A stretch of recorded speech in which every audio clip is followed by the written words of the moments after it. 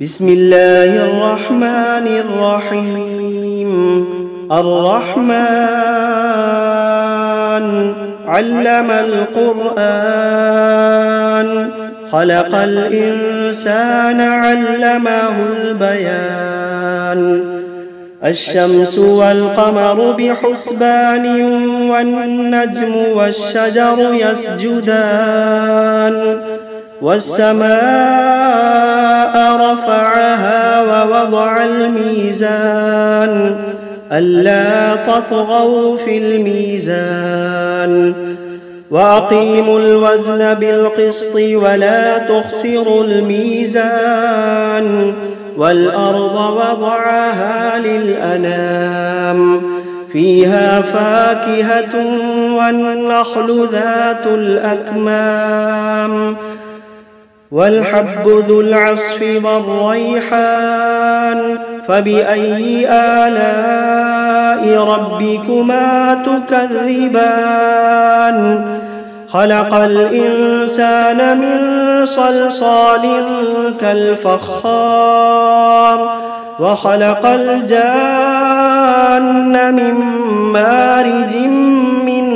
نار. فبأي آلاء ربكما تكذبان. رب المشرقين ورب المغربين، فبأي آلاء ربكما تكذبان. مرج البحرين يلتقيان، بينهما برزخ لا يبغيان. فبأي آلاء ربكما تكذبان. يخرج منهما اللؤلؤ والمرجان، فبأي آلاء ربكما تكذبان. وله الجوار المنشآت في البحر كالأعلام، فبأي آلاء ربكما تكذبان. كل من عليها فان، ويبقى وجه ربك ذو الجلال والإكرام. فبأي آلاء ربكما تكذبان. يسأله من في السماوات والأرض كل يوم هو في شأن. فبأي آلاء ربكما تكذبان. سنفرغ لكم أيها الثقلان، فبأي آلاء ربكما تكذبان. يا معشر الجن والإنس إن استطعتم أن تنفذوا من أقطار السماوات والأرض فانفذوا، لا تنفذون إلا بسلطان. فبأي آلاء ربكما تكذبان. يرسل عليكما شواظ من نار ونحاس فلا تنتصران. فبأي آلاء ربكما تكذبان. فإذا انشقت السماء فكانت وردة كالدهان. فبأي آلاء ربكما تكذبان. فيومئذ لا يسأل عن ذنبه إنس ولا جان. فبأي آلاء ربكما تكذبان. يعرف المجرمون بسيماهم، فيؤخذ بالنواصي والأقدام. فبأي آلاء ربكما تكذبان. هذه جهنم التي يكذب بها المجرمون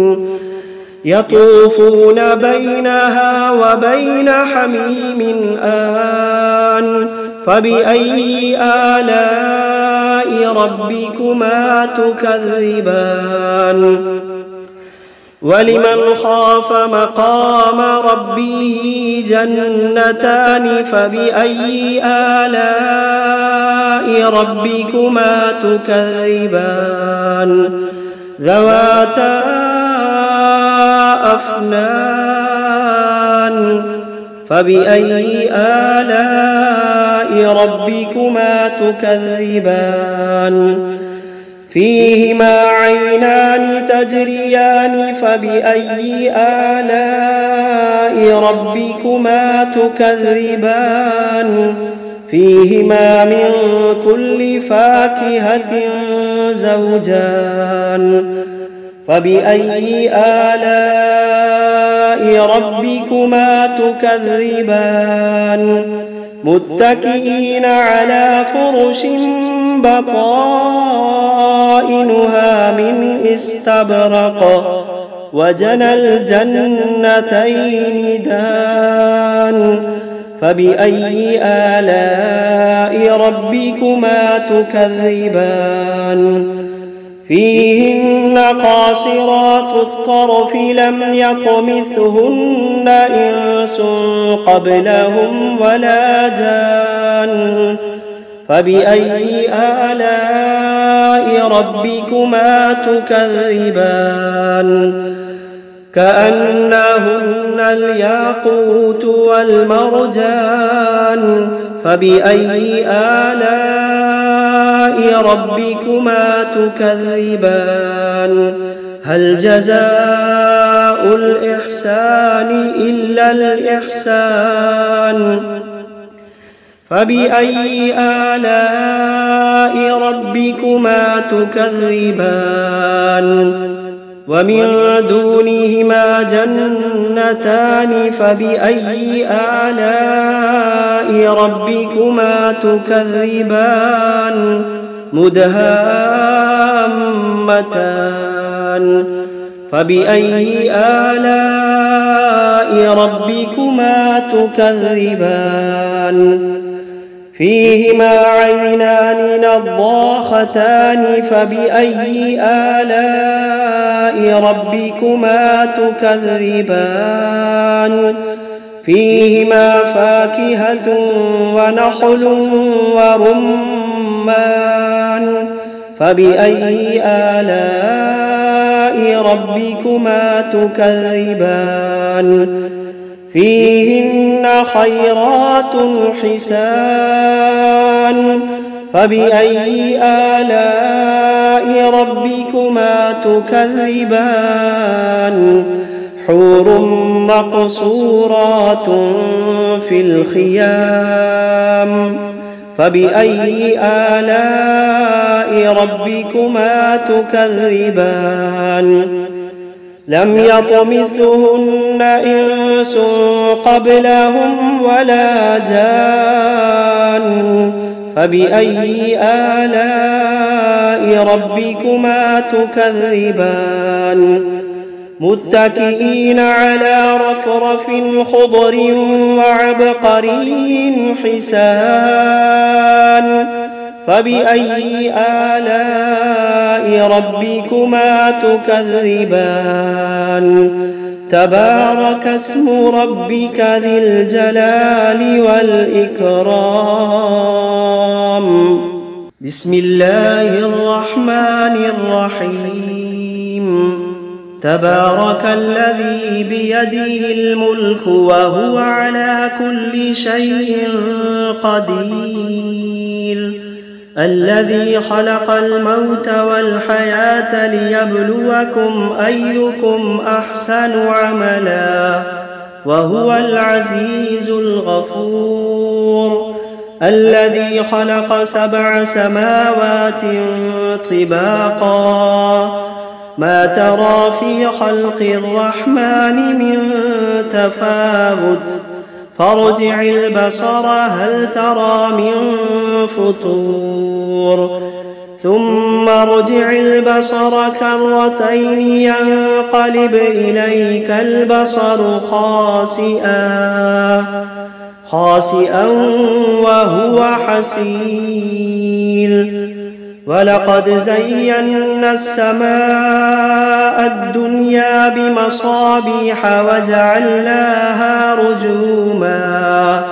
وجعلناها رجوما للشياطين وأعتدنا لهم عذاب السعير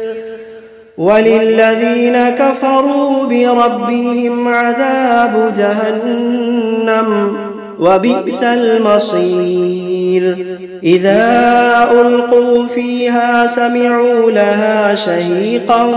وهي تفور تكاد تميز من الغيظ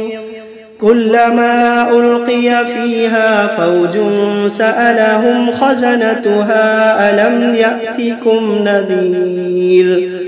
قالوا بلى قد جاءنا نذير فكذبنا وقلنا ما نزل الله من شيء إن أنتم إلا في ضلال كبير وقالوا لو كنا نسمع أو نعقل ما كنا في أصحاب السعير فاعترفوا بذنبهم فسحقا لأصحاب السعير إن الذين يخشون ربهم بالغيب لهم مغفرة وأجر كبير وأسروا قولكم أو اجهروا به إنه عليم بذات الصدور ألا يعلم من خلق وهو اللطيف الخبير ألا يعلم من خلق وهو اللطيف الخبير هو الذي جعل لكم الأرض ذلولا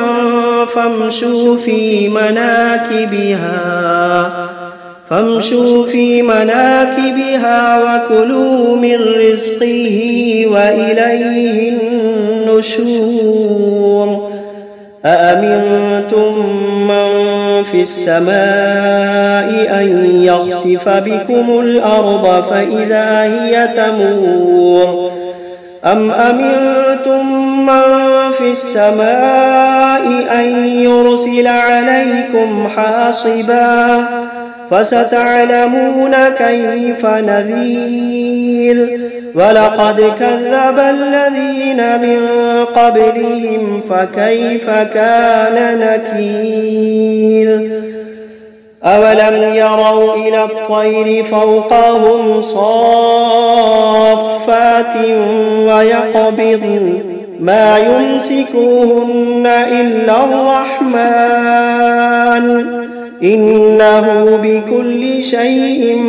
بصير أمن هذا الذي هو جند لكم ينصركم من دون الرحمن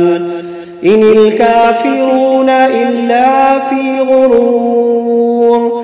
أمن هذا الذي يرزقكم إن أمسك رزقه بل لجوا في عتب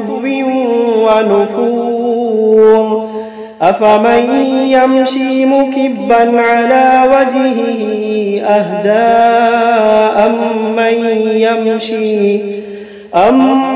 يمشي سويا على صراط مستقيم قل هو الذي أنشأكم وجعل لكم السمع والأبصار والأفئدة قليلا ما تشكرون قل هو الذي ذرأكم في الأرض وإليه تحشرون ويقولون متى هذا الوعد إن كنتم صادقين قل إنما العلم عند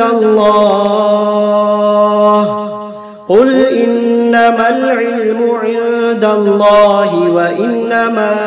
أنا نذير مبين فلما رأوه زلفة سيئت وجوه الذين كفروا وقيل هذا الذي كنتم به تدعون قل أرأيتم إن أهلكني الله ومن معي أو رحمنا فمن يجير الكافرين من عذاب أليم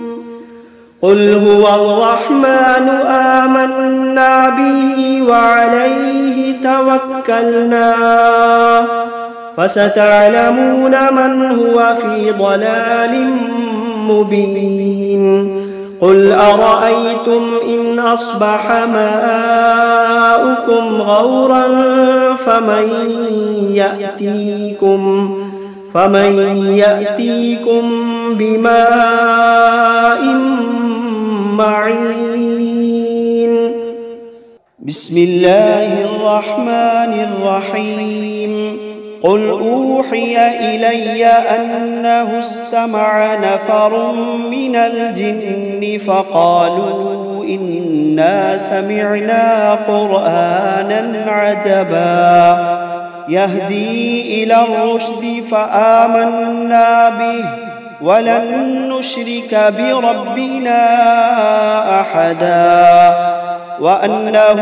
تعالى جد ربنا ما اتخذ صاحبة ولا ولدا وأنه كان يقول سفيهنا على الله شططا وأنا ظننا أن لن تقول الإنس والجن على الله كذبا وأنه كان رجال من الإنس يعوذون برجال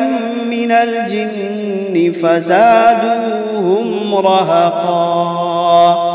وأنهم ظنوا كما ظننتم أن لن يبعث الله أحدا وأنا لمسنا السماء فوجدناها ملئت حرسا شديدا وشهبا وأنا كنا نقعد منها مقاعد للسمع فمن يستمع الآن يجد له شهابا رصدا وأنا لا ندري أشر أريد بمن في الأرض أم أراد بهم ربهم رشدا وأنا منا الصالحون ومنا دون ذلك كنا طرائق قددا وأنا ظننا أن لن نعجز الله في الأرض ولن نعجزه هربا وأنا لما سمعنا الهدى آمنا به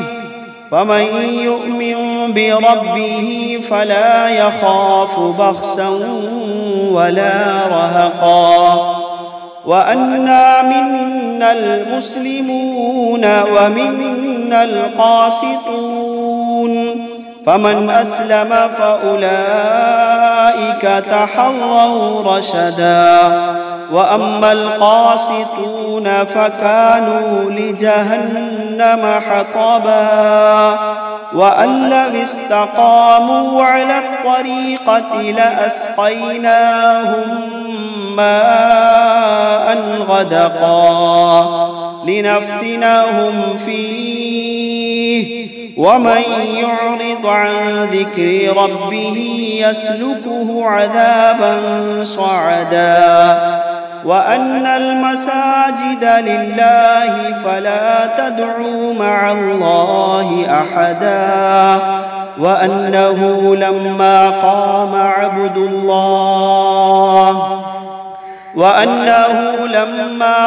عبد الله يدعوه كادوا يكونون عليه لبدا قل إنما أدعو ربي ولا أشرك به أحدا قل إني لا أملك لكم ضرا ولا رشدا قل إني لا أملك لكم ضرا ولا رشدا قل إني لن يجيرني من الله أحد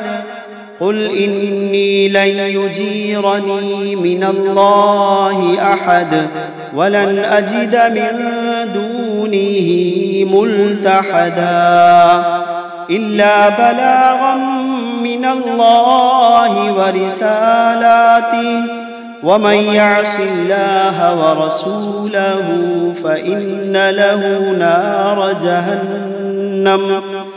ومن يعص الله ورسوله فإن له نار جهنم خالدين فيها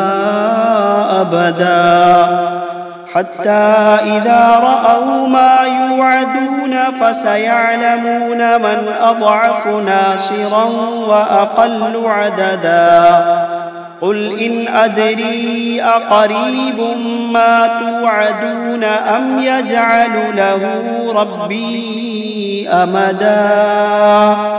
عالم الغيب فلا يظهر على غيبه أحدا إلا من ارتضى من رسول فإنه يسلك من بين يديه ومن خلفه رصدا ليعلم أن قد أبلغوا رسالات ربهم وأحاط بما لديهم وأحصى كل شيء عددا.